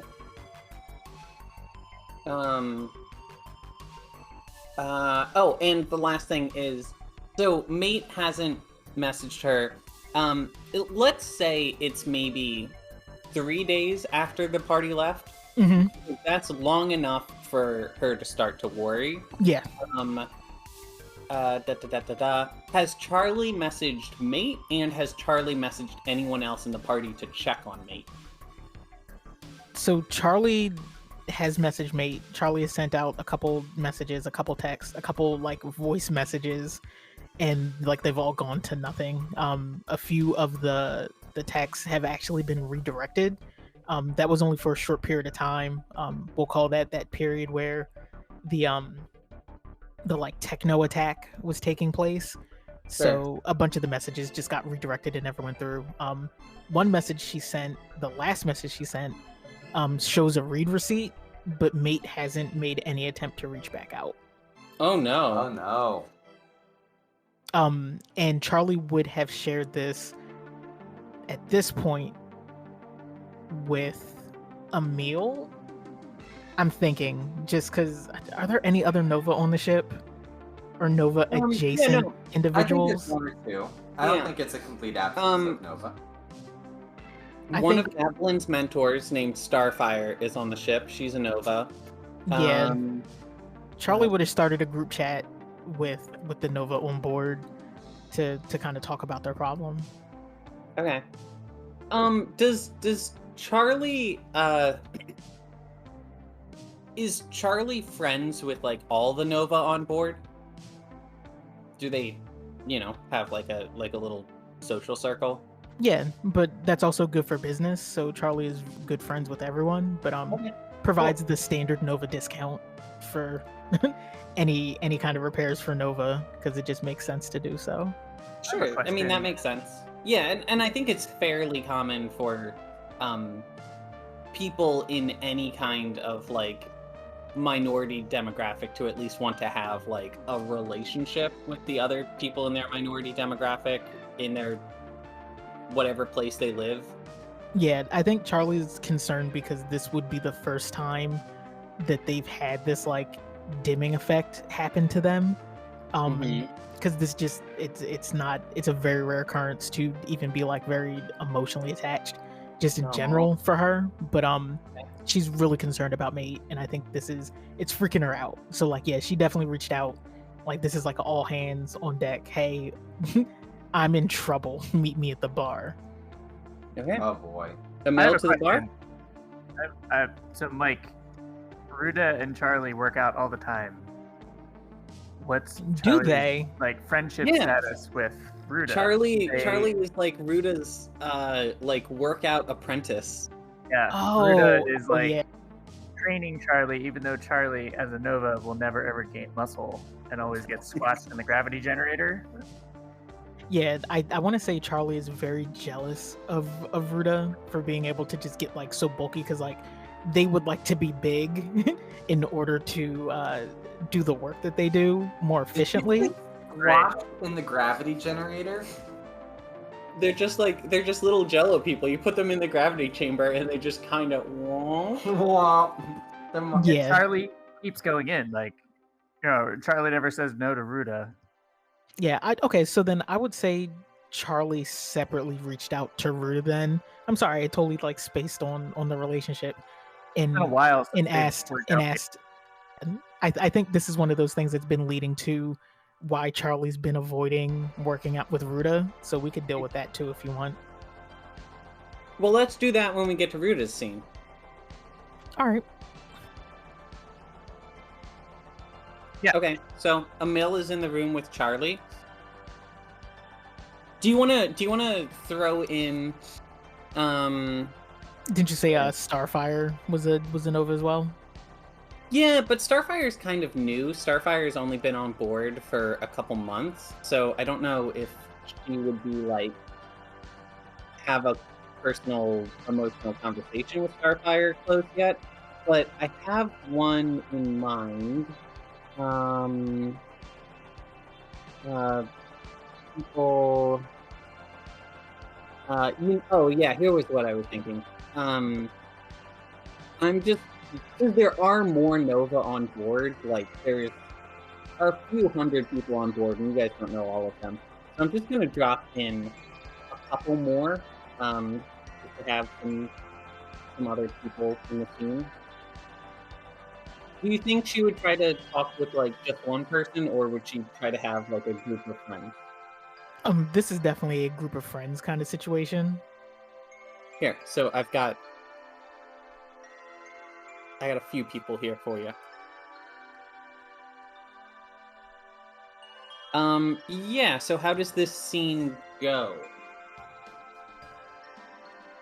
Okay, so this is now a meeting of the Nova here, and Charlie wants to make it very clear that anything said here does not leave this bar. I'm not really understanding the social etiquette of being in a bar and there being lots of people there that are just going to overhear all the stuff you talk about. Yeah. But is looking for help. Charlie's just going to hold up her phone and go, I don't know what I've done wrong, but Mate's not talking to me anymore, and I don't know how to deal with that. And it's just going to be like kind of like pulsating in and out of brightness, not like of their like free of their own volition, like that's just happening. Yeah, they're crying. Emil? What? So Charlie is very concerned that Mate hasn't responded to her. Now you know that Mate was in the village and everybody in the village is missing. Oh, right. I mean, I'm worried too. I don't know how I can help. I mean, have you tried searching for them yet? Like, where could they be? How long have we been back on this ship? I think this is pretty soon. Okay, so like we have not. We've been regrouping and coming up with like ideas. but we have not. And sort of, I think there's a general idea among the like crew that not that we can just sort of like let things play out, but that like Red Corp would not just like take mate and then we'd never see mate again ever, right? Red Corp might bait us with mate, and we have to kind of just wait for that to happen. You know what I mean? Okay. Yeah. I think that, like, I'm not gonna tell Charlie not to worry, because, like, my character's worried, and we're all worried, but I think just, like, trust the incentives, right? They're not just going to, like, I can't tell you that nothing bad is going to happen to Mate, or is currently happening to Mate, because that's probably not true. But I think that we will see Mate again, and we will have an opportunity to, like, if Mate and the other robots that were terminals that were there were taken by Red Corp, we will see them again one way or another. So I think one of the other Novas who's in the scene, give me a name for this guy. Which one? Heartface or Omega Face? Heartface. His name, Heartface. Hold on.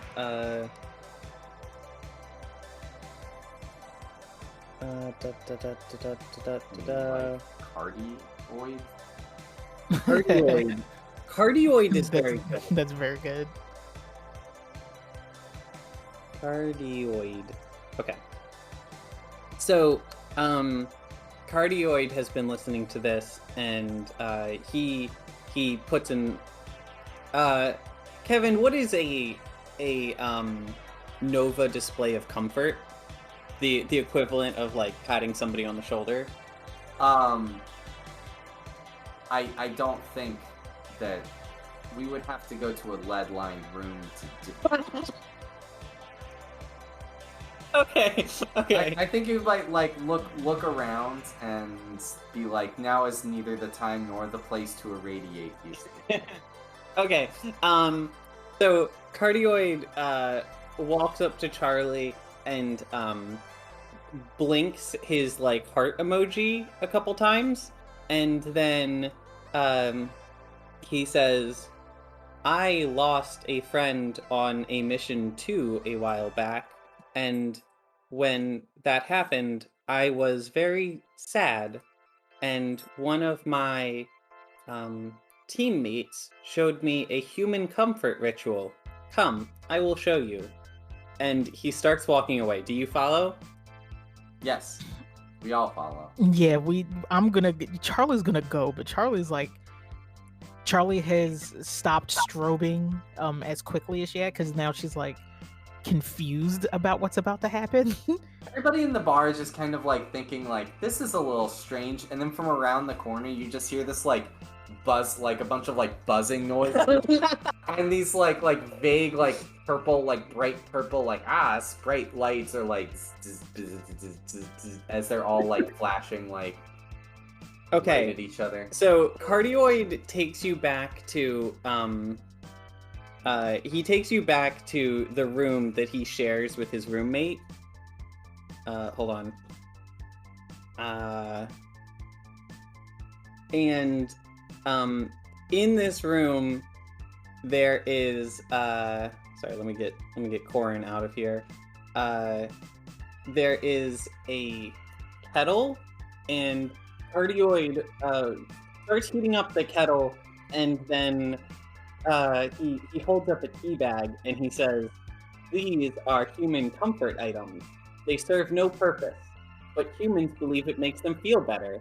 And then he puts he pours some of the hot water into a mug for you, and just drops the whole tea bag, like still wrapped, into the boiling water. And because it's a Nova kettle, it boiled the water to like the point where it is evaporating at an alarming rate. It's like flash dissolving this packet that he put in there, and he hands it to you. And he says, "Take it. It will comfort you in the human way." There's like barely anything left at this point. Yeah, there's just smoke coming out of the cup at this point. Charlie The whole looks room looks like a sauna right now. Yeah, Charlie looks inside and goes, humans really are something else. What does this do for them? There's this thin layer of like burned matcha like on the bottom. Yes. Charlie, you know what? Actually, Charlie sticks their finger in and puts the matcha tea bag slurry on their face. He rests it on their face. He just like puts it right on there. Yes, this is correct. This is what the humans do. Do you feel better now? I felt better when I did it. Cardioid pulls out a notebook and goes like, this doesn't directly contradict my notes. Yeah, exactly. Yeah, I think ultimately Charlie is comforted by the act of being comforted. Which is totally what comforted Cardioid too. Yeah. You know, thanks. Thank you, Cardioid. I was gonna yell at you for being so damn optimistic, but I do feel better. I really hope we can find mate. I didn't think that I would care as much as I do, but that stupid whatever the Nova word for fucking robot is just it just makes me feel different working on guns for them. And I hope they come back. And Charlie's not gonna look back, but tell Cardioid and Emil and Ricardo Ricardo, yeah. that they are very thankful to have them and kind of start exiting the room. I think Cardioid runs up to you real fast as you're walking out, and he goes, it's another human comfort ritual that doesn't work entirely as well on us, but you might give it a try. And he hands you a card out of his... Do Nova use wallets, or do they just kind of like stuff things they want to keep in their goop? No, I don't think they're that goopy, and I think that would feel weird to them. Okay. I think they Okay. He pulls a card out of his wallet and offers it to you, and it's for the Galanga's grief support group. So because the Galanga is like mostly manned by mercenary groups, it's actually fairly common for people on this ship to lose friends, and there's a support group that meets like once a week and just talks about it. It's not I think it doesn't work. It works a little differently for Nova than it does for humans in terms of how they process their emotions, but I think that much like with the tea, just the act of doing something feels better. Yeah. Yeah. You know, Cardioid, you're a really you're a really decent friend. I'm not gonna crumple this up and throw it in your face. Charlie pockets the card and is gonna give it some thought before going. Okay. Like any person. I'm not just gonna go immediately, but Sure. Charlie's like, thank you, and walks out and heads back to the hangar to go like put themselves into work. Yeah, that's cool. I think that has to be my cue to get rid Yeah, of I think But that's kind I of think my there was a interlude as Kevin well. scene anyway, so Yeah, that was worked my, pretty that well. that was basically my interlude as well. I will spend the rest of my time like upgrading the like Galanga for in ways that I would, with the knowledge of the stuff that we've done so far this game, and be like, okay, we entered that lab, I saw this, and this equipment, I think Red Corp might do this, and this. Sure. I'm gonna do these, and this upgrade. Right? Yeah. Okay. So that was a really neat scene. All right, Yeah. I'm pulling all these people away. Brent, send me like an update in Greatest Houses. Okay. And just to let me know what other scenes there were. Okay. Cool. So, other players, who has an idea for a scene next? Zai, Morgan, and Ace? I think that Roy would be spending this interlude organizing and trying to extrapolate information from all of the data that we've received over the past like couple of missions, specifically what's gone down in the Red Corp Tower. And I think Esperez is on the ship, right? Actually, Esperez went back home, but Grace is on the ship. Auntie Grace, yeah. Yeah. I think that he would probably have spent. Go ahead. Remember that you had Avalon rip out that like fancy CAT scanner machine for you as well. Yeah, so I think that he would have spent a fair amount of time with Auntie, like just talking with her about what she was, what she remembers, what was done with her. I don't have like a specific scene or anything in mind, but there may be a scene in. So Avalon teleported in that like CAT scanning type machine, and he would probably reach out to a mill and try and get that machine back in working order, and run it on himself and run it on Auntie and compare and contrast the data from both. I swear I had an icon for something like that, but I'm struggling to find it. Okay, so There may be a scene in that. Maybe a little further information. Maybe I think Roy would.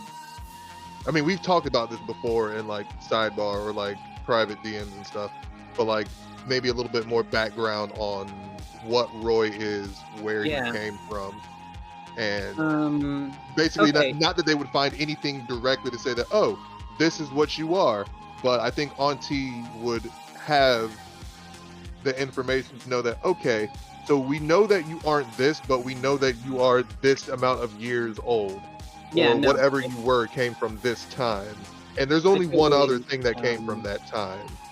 Yeah, I totally agree with that. Hold on a second.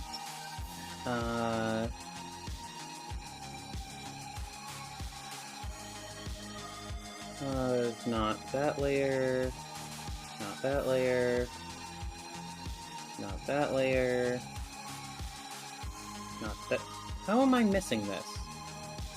Oh, I just built it in. Well, that's no good. Okay. So, I think that when you go to reach out to Emil doesn't like get your email right away, but let's say you were, because you've been questioning Auntie pretty frequently, right? Since you guys got back. I think Auntie says, well, I don't know how much you trust me, but if you want, I'm fairly familiar with the machine. I didn't have much to do except for tinker with it and the other machines in the suite while I was, well, before you guys got there. So, if you want, I could run it on you. I think Roy would be amenable to that. Okay, that's a little bit surprising, but yeah, great. Okay, so... Yeah, I think I can't remember what exactly it was that we discussed that got Roy to this point, but I think he's aware that that timer that he thought he had for his lifespan was not accurate, or is not what he thought it was previously, or it's in some way been corrupted. So he is a little bit more comfortable with taking risks than he may have been in the past. Okay, good. So Auntie is going to. I think she walks you through like getting on the machine and doing all the prep beforehand. I think that Roy might actually find it comforting, or at least like pleasantly surprising, that Auntie Grace is very like robotic in their very robotic and sterile in the way that they go about the procedure. He appreciates the lack of sentiment. Yeah. And I think that because in this being, they're not fully fused yet, and they can either be more Grace or more Auntie, and I think they've realized that when they're interacting with you, they get best results if they kind of put Auntie on the surface. Yeah. So they do that. That is, I would say that is the name that Roy keeps calling her as well. Like he won't, he hasn't been using the biological name. Yeah. And they're all right with that. So I'm not dead naming. I'm half naming. I'm not totally comfortable doing. I don't like the idea of having this being do the role for this. How about she will do the scan, and then the two of you guys can look at the results together and compare it against notes, and we can have like a little montage scene with you guys like sitting around a desk and doing data searches and stuff like that and comparing them against the results. So why don't you do a software roll? And this is to see how well you interpret the results. Okay. I'm gonna augment, or can I use my synthetic brains or just better aspect? Yeah, and I think especially when you complement that with you are working with a second synthetic brain. Yeah, you absolutely are able to do that. So I think what Auntie does is they pull up basically just like terabytes of it would be more than terabytes. A single brain image would be like a terabyte. But they pull up thousands of brain images that they have on file from different like species and stuff like that. And they show you the scan that your brain had. They show you the scan that that the Auntie prototypes, the early ones before they were able to fuse it with the human half correctly, just when it, like digitized the terminal. They show you what that looks like. They show you Auntie's own current brain scan, and a few other things. And what you find is very clearly your brain does not have the same makeup as Auntie's. So question, Auntie's brain is a human brain and a digital brain fused together. In fact, I'm pretty sure we said that that their being has 4 brain lobes, 2 upper and 2 lower. Does Roy have a human part of his brain, or is it all whatever else? I think that what we find is that Roy's brain is organic with cybernetic parts, but the organic part has been so you know how like the common I guess thinking would be like the brain is the meat, but the you part of your brain are the electrical signals that are firing through your synapses. Sure. whatever that native signal was, that native signal has been removed because there's evidence that shows that Roy's signal, his specific frequency of electronic signals, is not native to that brain. And that is why those cybernetic implants are in there, to facilitate his presence in that brain, because otherwise that brain wouldn't be able to contain him. Yeah. Okay. So I think so first of all, the whole point of this scanner, it's a part of the Apotheosis program. It scans not just the shape of your brain, but the thoughts and memories and stuff as well, by scanning those electron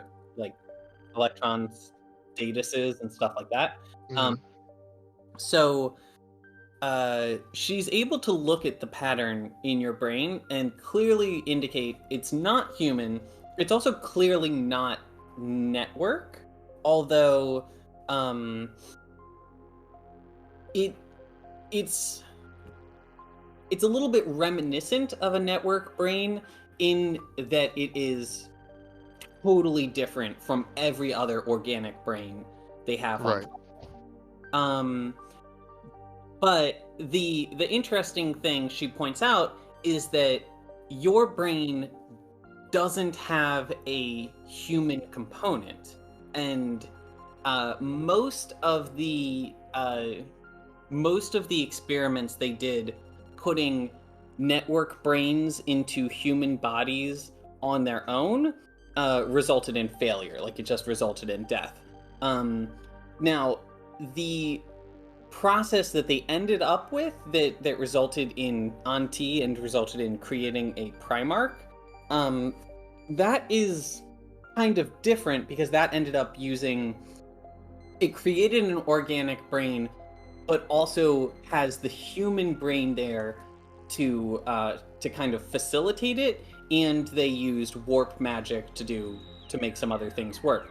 The way that your brain works is more similar to the Gen 3 experiments that they did, and she shows you, the data files on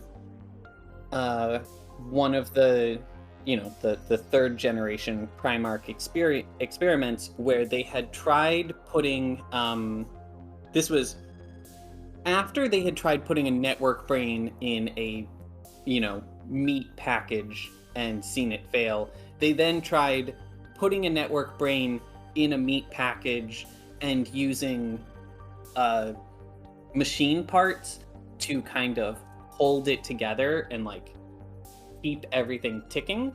And she says that the result that they had of that is the creature lived, but it was essentially brain dead. It was able to do some amount of recall, so they know that some of the data survived, but not enough of the data to be a functional creature. It looks like whatever you are is an evolution of that technology. So I think at this point she pulls up a blackboard and starts on it, and she shows you the idea of they started with one idea, and then it started branching off, and at every branch point there was a branch that was more successful and a branch that was less successful, and they didn't follow the branch that was less successful. And along the left half of this tree, it eventually terminates in Auntie. But about a third of the way up this tree, where there should have been a branch that just ended on the right side, she speculates that somebody continued experimentation along that line of procedure and ended up perfecting it and creating a new being. So whatever you are, it's not the same. First of all, you're not the same source material as Auntie, because you're not network, you're something else. but also you're not the same product as Auntie. It's kind of like, I don't know, a car versus a motorcycle. Like Right. you share a common heritage, a common like goal, but it's done in a different way. Mhm. And I think that is what you get away from doing this this whole thing. Do you have any Awesome. other That was awesome. thoughts, questions, things you want to dig into? Yeah, I would see. Roy would ask Auntie,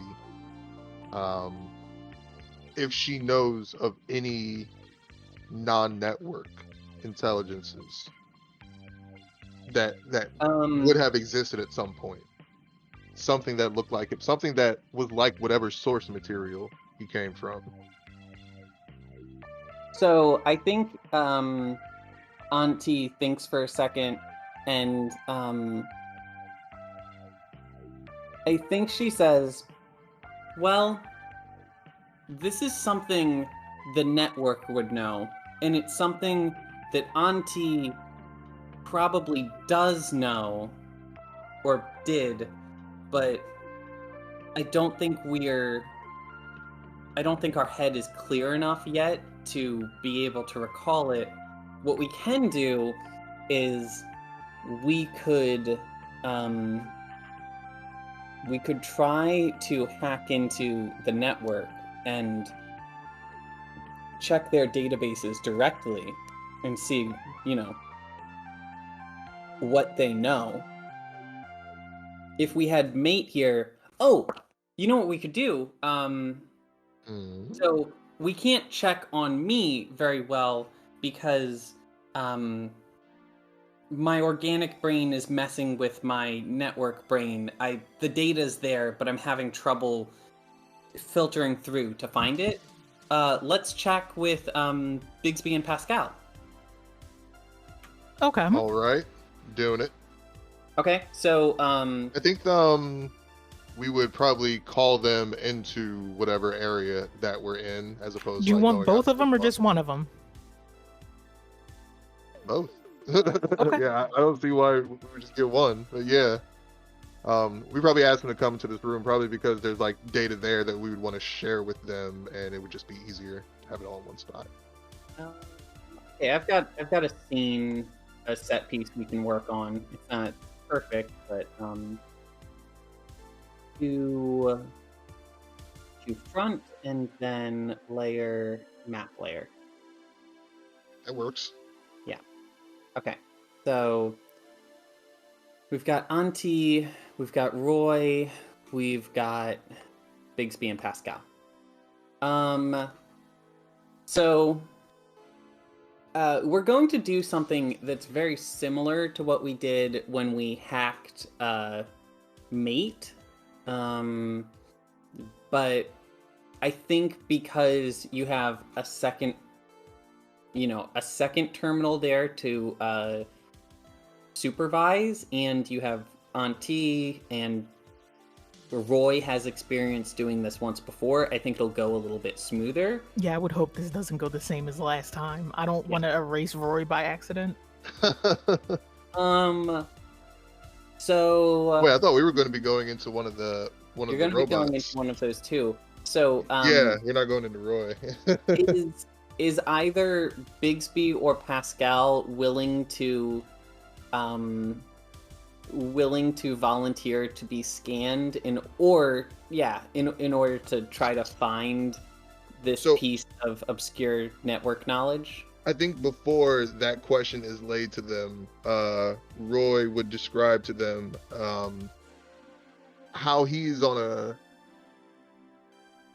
search for his origin, and he's close, and he's found that there may be some similarities between he and they, but he's not their kind, but he's also not organic, and he needs their help. Like he's going at it in a way that's a lot more diplomatic and requesting over this is what we need to do.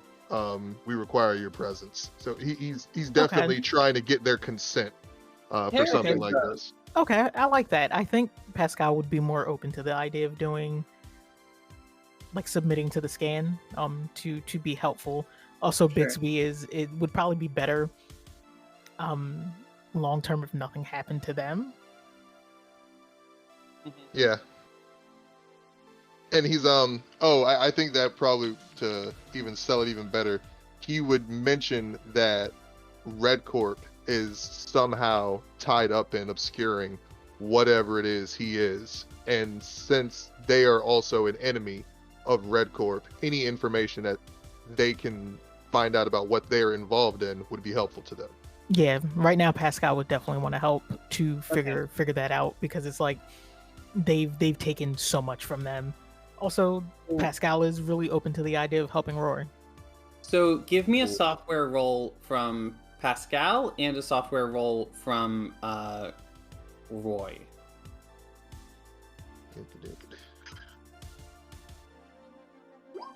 God damn it! All the 10s again today. I mean, that's still using my synthetic brains are just better. Damn. I think we can create a trait that we need for this scene, because I think there's kind of a level of urgency. Wait, with needing to do this, right? I have. Oh wait, no. Backdoor server access. That wasn't what was related to. No, that was with me. But I would think that having. I thought I had an aspect that was associated with what we did with Mate.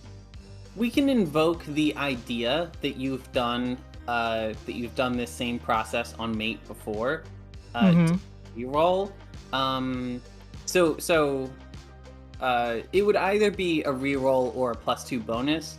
Roy, for you, it probably makes more sense to get a +2 bonus because you rolled a 6, which is pretty much average. So a reroll is. I would want to do a reroll. Yeah. But Bigsby and Pascal don't have that benefit of having done this process before, so you'll need a separate benefit. I think that you could invoke the fact that you have. What's this patient ID that I have? I don't remember why I have that. You recovered it from one of the bodies that you found in the tower. It's not relevant anymore. Okay, yeah, I'm gonna drop that. I think we can invoke the fact that Bigsby is going to be conscious and supervising, which means that unlike when Mate did this and you had 2 or 3 non-network individuals trying to decipher a network brain, here you have 2 networked individuals trying to interpret a network brain. So I think it's going to go much cleaner. That makes sense. Yeah. Let's go ahead and invoke +2 that. with mine. And... So Roy is up to a 12. Mate, go ahead and re-roll that.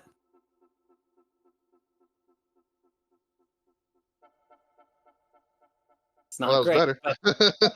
But, so I think that with those kinds of results, you get you're able to recover some of the data, but also I don't think I want to do that you end up like corrupting or like destroying some data. I think you leave an annoying paper trail.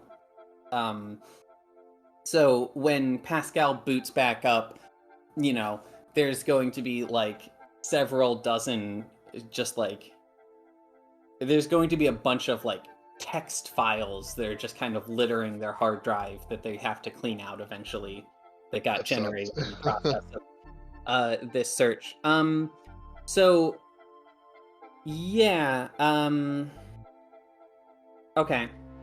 So you do the search, and you're searching through essentially the knowledge base of the progenitors and, you know, what the progenitors were aware of. And you're basically asking the question, did the progenitors know of any non-organic life forms. And the obvious one is the Nova. They were aware of the Nova. But Nova, I think that you guys would have an example of a Nova, brain. Scan. And Yeah. because Nova don't have brains, which is why I didn't want to do that before. But if a network terminal can be digitized, then I think that they probably could find some way to scan a Nova, especially because it's not just Red Corp working on that. That's like anybody in the galaxy could have been trying to find a way to do that at some point. So Yeah. you have an example of what a Nova brain looks like, and it is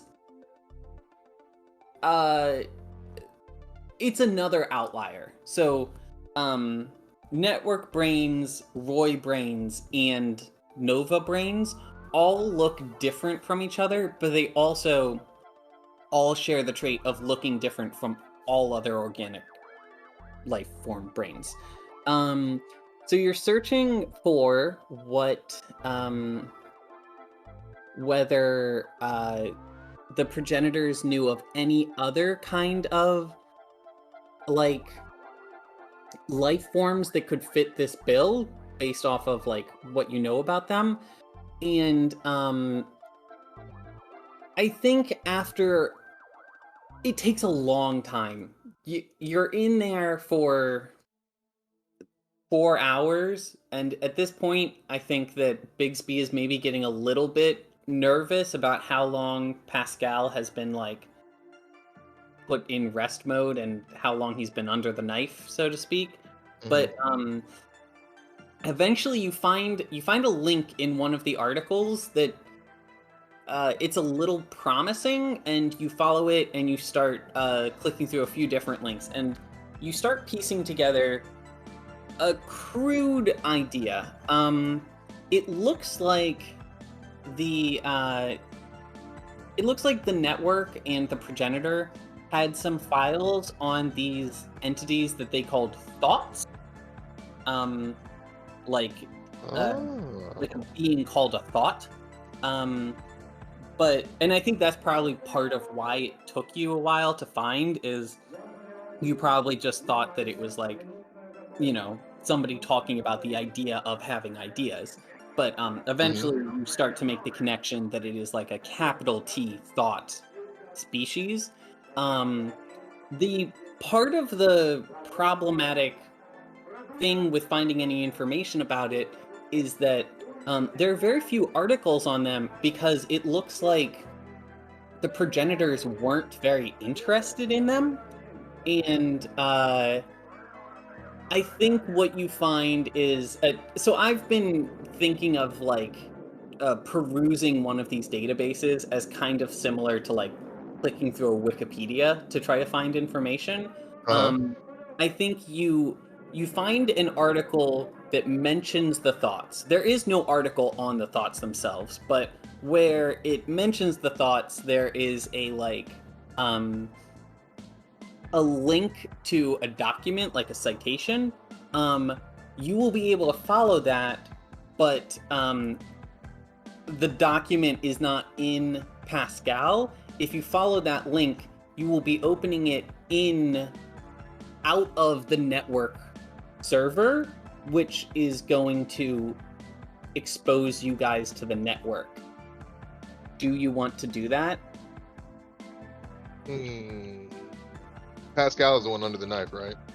Yeah, but Bigsby can have a say in it as well. I think that Roy would definitely want to look further into this, but I think that he would also still be looking for the consent of the other network robot there. Yeah. Bigsby?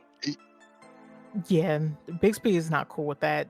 They've lost too many friends in such a short period of time and can't afford to have the network hounding them in the way that the network can. Yeah, they would not feel good. Like anything that's going to point back to them and their location in regards to the network is not a good idea for that for Bixby. So Well, Roy then- would then ask both Auntie and Bigsby if there's any alternate way to getting this information. Like, since we have Sure. essentially the link, can we record that link and then find somewhere else to better use it? Yeah. So that's definitely an option.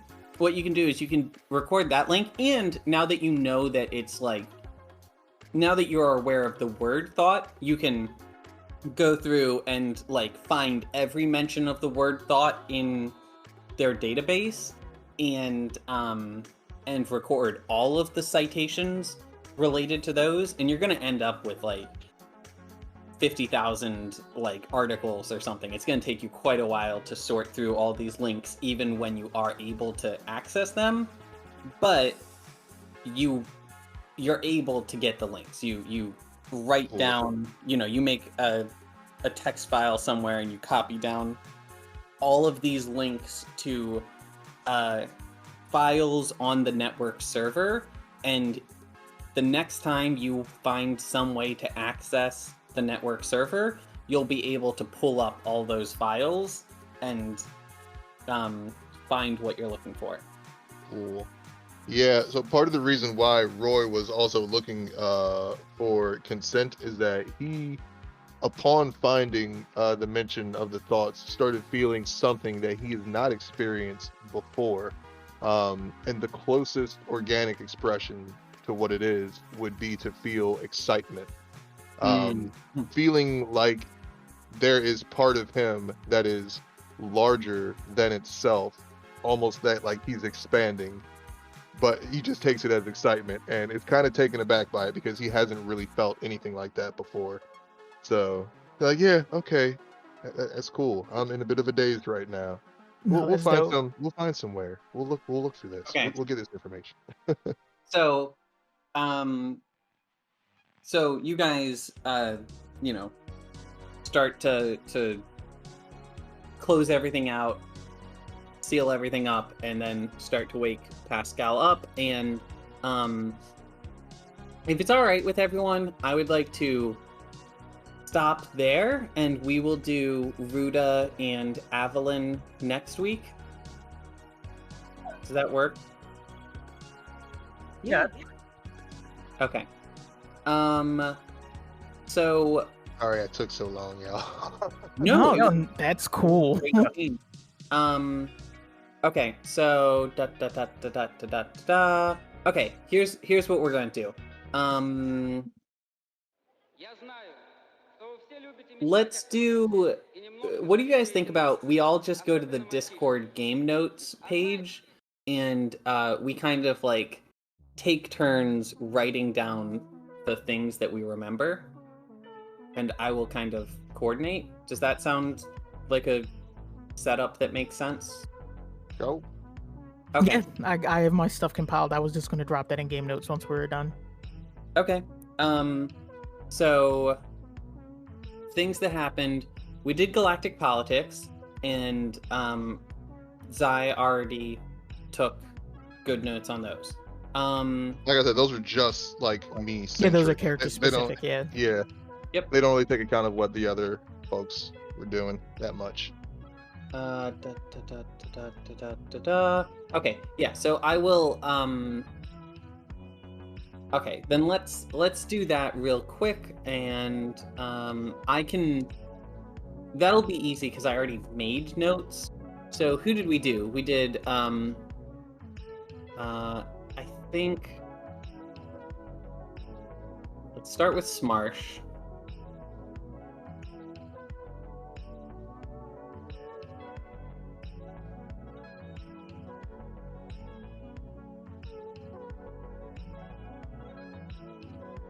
Okay, I will drop in all of the notes for politics. Cool. Thank you.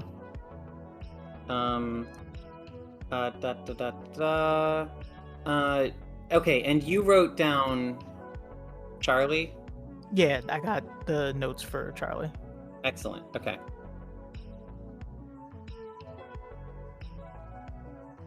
Guys, I gotta run. Okay, that's Hey, fine. dude. Take it All right, easy. Morgan, have a I'll good be one. back next week. I'm back for Awesome. good. Yeah, Cool. if I would love to play Cool. next week if that works for everyone. Yeah, early next Yeah, Okay. I'll throw up a schedule. I'll stay on.